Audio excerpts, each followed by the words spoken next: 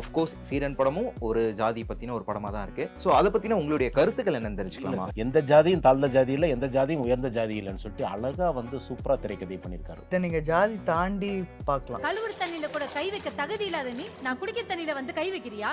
இது கமல் சார் இருக்கும்போது ஒரு வேற லெவல்ல இருந்துச்சு. அடுத்து விஜய் சேதுபதி சார் வராரு, ஒரு டிஃப்ரெண்டா தான் இருக்கும். இவருக்கு கண்டிப்பா ஒரு ஃப்ளேவர் இருக்கும். அது வந்து எப்படி இருக்க போகுதுங்கிறதுல வந்து இப்போ வந்து அதை அப்படியே ஃபிக்ஸ் பண்ணி இதே கேரக்டர் அதே பாய் பெஸ்டி நான் கேரக்டர் எல்லாமே நான் ரிஜெக்ட் பண்ணேன். ஓகே. அண்ட் இதுக்கப்புறம் நான் அந்த மாதிரி கேரக்டர் பண்ணுவேனான்னு கூட அது உழைச்சிக்கிட்டே தான். என்னை பொறுத்த வரைக்கும் ஆண்டவ முன்னத்துல கொடுத்துட்டாங்க, நான் பண்ணிக்கிட்டு இருக்கேன், உழைச்சிக்கிட்டு இருக்கேன், போராடிக்கிட்டு இருக்கேன். முடியா கலைச்சு விட்டா நீ நடந்து போனா நரம்பு பொடைச்சுக்குத கொளுத்தனுவானா.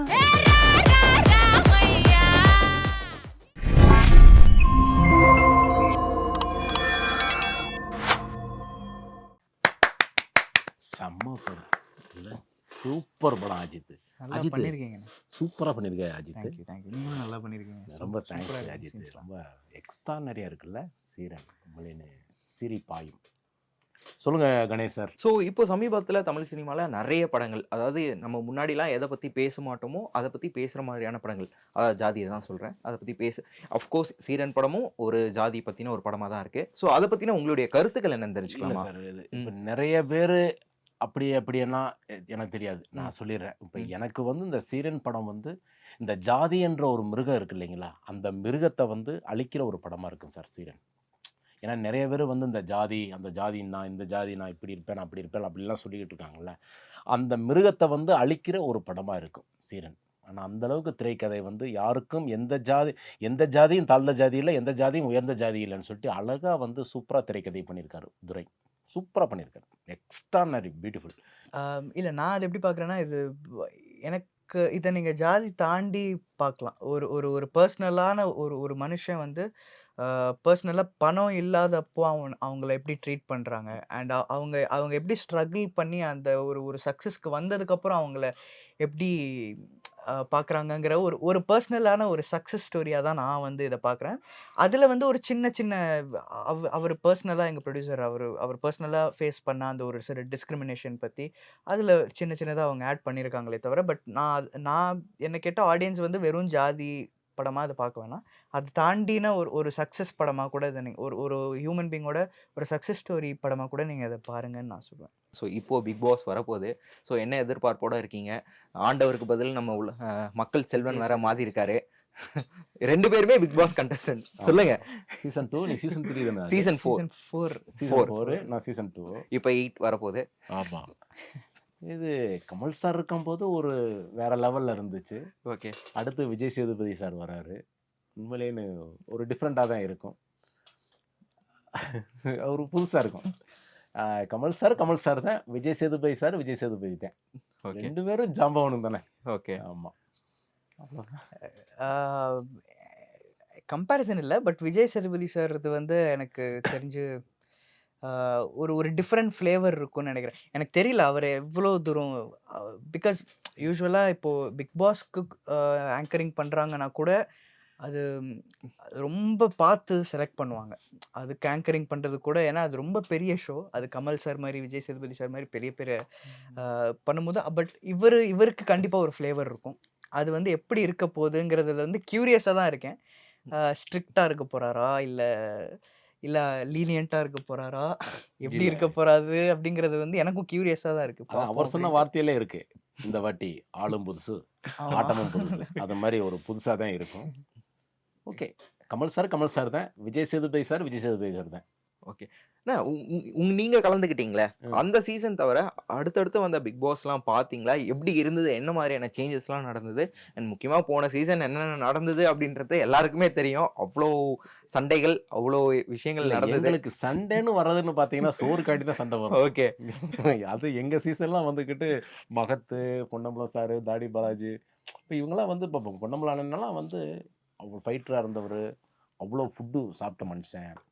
இப்போ இந்த இதில் நீங்கள் ஒரு சப்பாத்தி தான் சாப்பிடணும்னா அவர் என்ன நினைப்பாரு, ஏப்பா நான் ஷூட்டிங் ஸ்பாட்டில் ஒரு நாளைக்கு 50 சப்பாத்தி சாப்பிடுவேன்ப்பா, எனக்கு ஒரு சப்பாத்தி தான் நான் எப்படிப்பா எனக்கு பத்தோம். இதுலேயே ஒரு கோபம் இருக்கும். நானும் நல்லா ஊர் நாட்டுக்காரன், நல்லா கிராமத்துக்காரன். அப்படி சோறை பிசைஞ்சு அப்படி கருவாட்டு குழம்பு மீன் குழம்பு போட்டு சாப்பிட்ற மனுஷன் நான் போயிட்டு இருந்தாங்க இந்த இவ்வளவுதான் சோறு, இந்த சோத்துல ஒரே ஒரு பிரெட் அந்த ஒரு பிரெட் அப்படி கொடுத்தா எனக்குலாம் எந்த மூளைக்கு பத்தும்? இதுல எனக்கு ஒரு கோவம் உண்டாகும். இது வேணுமனே நான் எனக்கு மகத்தை வந்து நான் வேணுமனே சண்டை போட மாட்டேன், அவனும் அதே மாதிரி தான் என்கிட்ட சண்டை போட மாட்டான். அந்த பசி அந்த கோவத்துல ஏதோ ஒரு வார்த்தை தப்பா வந்துச்சுன்னா நம்ம பேசுறது அந்த சண்டை தான். ஆனா உண்மையிலே எனக்கு பிக் பாஸ்லாம் போயிட்டு வந்ததுக்கப்புறம் சென்றாயனை வந்து எனக்கு தமிழ்நாடு மட்டும் தெரியும்னா சென்றாயன், பிக் பாஸ் போயிட்டு வந்ததுக்கப்புறம் இந்தியா ஃபுல்லாக உலகம் ஃபுல்லாக தெரியும்னா பிக் பாஸ் தான். ஓகே. அது பேர் எல்லாருக்கும் தெரிஞ்சது. ஆமாம்.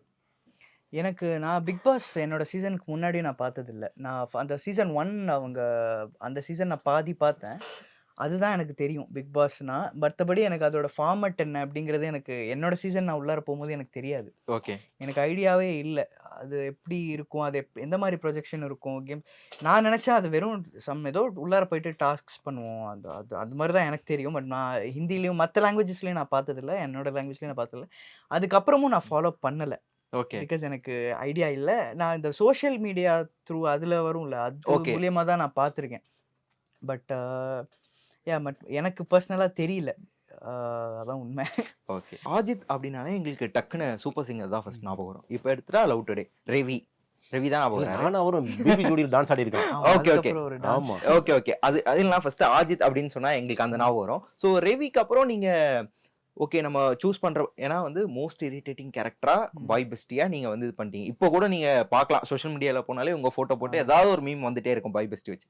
ஸோ அப்படி ஒரு ரோல் பண்ணிட்டு அடுத்து நம்ம என்ன பண்ண போறோம்னு மக்கள் எல்லாமே ஆடியன்ஸ் எல்லாருமே நம்ம மேல வந்து ஒரு கண்ணு வச்சிருப்பாங்க. ஸோ அப்போ நீங்க அடுத்து என்ன படங்கள் சூஸ் பண்ணலாம், என்ன மாதிரியான கதாபாத்திரங்கள் பண்ணலாம் அப்படின்னும் போது ஒரு ப்ரெஷர் இருக்கும் இல்லையா? அது எப்படி ஹேண்டில் பண்ணீங்க? இல்ல தேங்க்ஃபுல்லி எனக்கு அதுக்கப்புறம் ஒரு 2, 3 ஸ்கிரிப்ட் சிமிலரா அதே ஓகே. மாதிரி ஒண்ணு பார்த்துட்டாங்க அப்படின்னா, இப்போ அதை அப்படியே ஃபிக்ஸ் பண்ணி இதே கேரக்டர் எனக்கு அதே பாய் வந்துட்டு பெஸ்டி நான் கேரக்டர். எல்லாமே நான் ரிஜெக்ட் பண்ணேன். ஓகே. அண்ட் இதுக்கப்புறம் நான் அந்த மாதிரி கேரக்டர் பண்ணுவேனான்னு கூட இல்ல. ஸோ அதுல நான் ரொம்ப ஷுவரா இருந்தேன். இல்ல இதுக்கப்புறம் ஒரு தடவை அந்த கேரக்டர் நான் அந்த மாதிரி நம்ம பண்ண முடியும். எல்லாமே அதே பண்றதுக்கு ஆப்வியஸ்லி முடியாது. ஸோ தேங்க்ஃபுல்லி எனக்கு இந்த கதை எனக்கு வந்துச்சு. இன்னொரு கதையும் எனக்கு இந்த ஒரு ஹீரோ கேரக்டர் மாதிரி தான் வந்துச்சு. பட் தேங்க்ஃபுல்லி எனக்கு அட்லீஸ்ட் ஓகே இப்படி அப்ரோச் ஓகே. பண்றவங்களும் இருக்காங்க அப்படிங்கிறதுக்கு நான் ரொம்ப தேங்க்ஃபுல்லா இருந்தேன். ஸோ இது கேட்டுட்டு எனக்கு இதுல ஒரு சில சீன்ஸ்லாம் நம்ம கம்ஃபர்டபுளா நம்மளால பண்ண முடியுமாங்கிற டவுட் எனக்கு இருந்துச்சு. ஏன்னா சும்மா நீங்க ஓகே அவங்க நம்ம இந்த கரெக்டா இருப்போம் அப்படின்ட்டு அவங்க அக்செப்ட் பண்ணிட்டு நம்ம அங்க போயிட்டு எதுவும் பண்ண முடியல அப்படின்னா அவங்களுக்கும் செலவு வேஸ்ட்டு, நிறைய தொல்லைலாம் இருக்கும் இல்லையா? நம்மளால டைம் போகக்கூடாது. ஸோ அதெல்லாமே கொஞ்சம் யோசிச்சு அதுக்கப்புறம் தான் நான் இது கேரக்டர் பண்ணலாம், நம்மளால முடியும், பார்த்துக்கலாம், ஒரு சேஞ்ச் பண்ணலாம் அப்படிங்கிற ஒரு முடிவு பண்ணேன். ஓகே. இவ்வளோ நல்ல படங்கள் பண்ணியிருக்கீங்க, நல்ல கதாபாத்திரங்கள் பண்ணியிருக்கீங்க. இன்னுமே அந்த வாய்ப்புன்றது உங்களுக்கு போராட்டமா தான் இருக்கா? இருக்குது. அதாவது இது எப்படி சொல்லணும்னா, எல்லாத்துல இப்போ நான் பெஸ்ட்டா பண்ணிட்டேன். அடுத்த படத்துல இன்னும் நான் பெஸ்ட்டா பண்ணணும்னு ஒரு போராட்டம் இருக்கு இல்லைங்களா? அந்த போராட்டம் முடிச்சுட்டேன்னா, சரி அடுத்த படத்துலயும் அதை பெஸ்ட்டா நான் பண்ணிட்டேன். இந்த படத்துல பெஸ்ட் இதுல வந்து ஒரு 80% கொடுத்துட்டேன். அடுத்த படத்துல 90% கொடுத்துட்டேன். 100க்கு நான் உழைக்கணும். நான் 100க்கும் நான் உழைச்சிட்டேன்னா, அந்த 100 நான் தக்க வைக்கிறதுக்கு ஒரு போராட்டம் இருக்கு பாருங்க, ஒரு உழைப்பு இருக்கு பாருங்க. அது உழைச்சுக்கிட்டே தான். என்னை பொறுத்த வரைக்கும் ஆண்டவன் புண்ணியத்துல கொடுத்துட்டாங்க. நான் பண்ணிட்டேன், பண்ணிக்கிட்டு இருக்கேன், உழைச்சுக்கிட்டு இருக்கேன், போராடிக்கிட்டு இருக்கேன். ஓகே. இதுல எல்லாமே இருக்குன்னு நினைக்கிறேன். ஓகேண்ணா. சூப்பர் ஆமா. சூப்பர். பேசும்போது சொல்லியிருந்தீங்க அஜித் சூப்பரா பாடுவாப்லன்னு. செட்ல ஏதாவது பாட வச்சீங்களா அவரை? கேட்டீங்களா? ஐயோ! மனுஷன் பார்க்கதாங்க சைலண்ட்.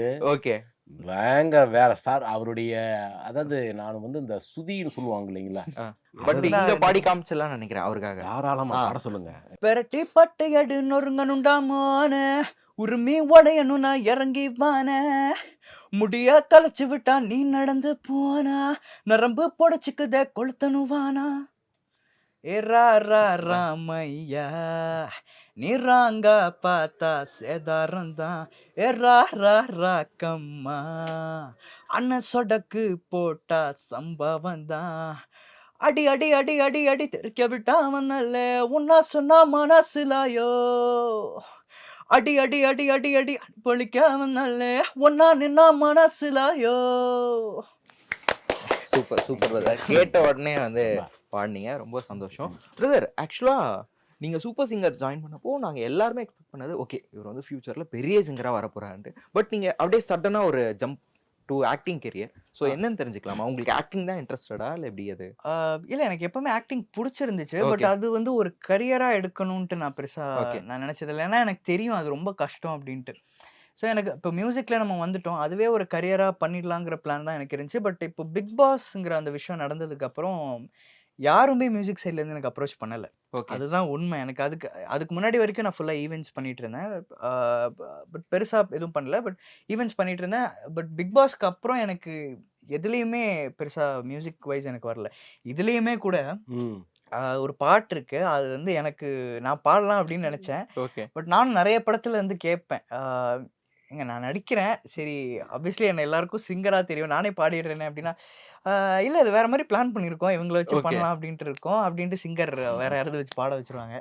ஸோ அதனால அது என்னமோ தெரியல. அதுக்கப்புறம் மியூசிக்கா வரல. எல்லாமே ஆக்டிங் இதுவா வரனால, ஸோ நானும் ஏதோ பண்ணிட்டு இருக்கணும்ல. ஸோ அதனால நான் ஆக்டிங் ஓகே இது வருது. நம்ம இது பண்ணுவோம் அப்படின்ட்டு பண்றேன். அவ்வளோதான். இண்டிவிஜுவலா எதாவது பண்றீங்களா? இப்போ நெறைய பார்த்துட்டு இருக்கோம் இல்லையா? ஆல்பம் சாங் ஆகட்டும், ம். இண்டிபெண்டன்ட் ஆர்டிஸ்ட் நெறைய பேர் பண்ணிட்டு இருக்காங்க. ம். ஸோ அந்த மாரி ஏதாவது இன்ட்ரஸ்டட்? கண்டிப்பா இன்ட்ரெஸ்ட் இருக்கு. பண்ணலாங்கிற பிளான்ஸ்லாம் இருக்கு. பட் நான் நெறைய தடவ அத அட்டெம்ப்டும் பண்ணியிருக்கோம். ஓகே. பட் அது ஏதோ தெரியல. அது அ சம்டைம்ஸ் அந்த மியூசிக் கம்பெனிஸோட ஓகே. எங்களுக்கு வந்து அது ஏதோ ஒண்ணு செட் மிஸ்மேட்ச் ஆகாது. ஆயிட்டு இருக்கு. ஓகே. ஆர் அவங்க பண்ண மாட்டாங்க. ஓகே. எங்க சைட்ல இருந்து அவங்க டெர்ம்ஸ்க்கு இந்த சைட் ப்ரொடியூசர் ஒத்துக்க மாட்டாங்க.